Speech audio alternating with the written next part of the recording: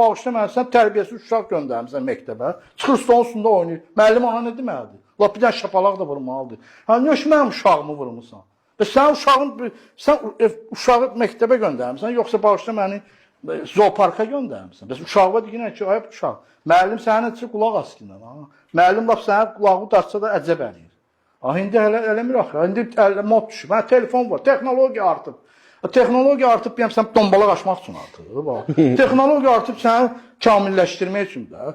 Bağışla, mən mesaj çəkdim. Bıçaqla adam da öldürərsən, çörəyi də kəsərsən. Bu telefon sənin əlində, burada ingilis dili də öyrənə bilərsən, rus dili də öyrənirsən. Çox dil bilmək, çox adam deməkdir. Nə qədər adam deməkdir. Baxın, bütün dahi adamlara, danışırsınız, bütün dünyanın dahi adamlarına, pullu adamlarına baxın, uşaqlıqdan zəhmətlə gəlib çıxırlar.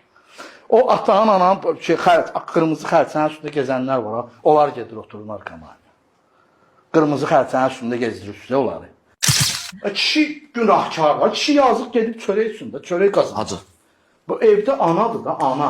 Əməliyyat olmuşsan, açıq əməliyyat olmuşsan, çox əməliyyat. Bəli, belə də danışanda ana deyil, ata da baş rolda oynayır. Evin direği, evin şahı, evin tacı anadır, ana. Uşaqlara da möhkəm tərbiyəni verən anadır, ana. Ana ona süt verir, deyib, həmişə söyəndə deyir, sənin süt verən bil. Görürsən, bu söyüşü həmişə deymişik. Əgər o qadın da çox, əgər dayaq şiddət yeyirsə, həmən kişidən aldığı şiddəti də ötürür o şəkildə tərbiyə etdirir uşağı. Heç vaxt özünə qamçı. Ona görə tək analıq deyil. Ona görə. Uşağı dünyaya gətirən tək ana deyil, atadır. Dikbaşdırdır ailəni yıxan. Qadınların bugün dikbaşdır. Kişi nə vaxt boynuna alacaq ki, həm də atadır.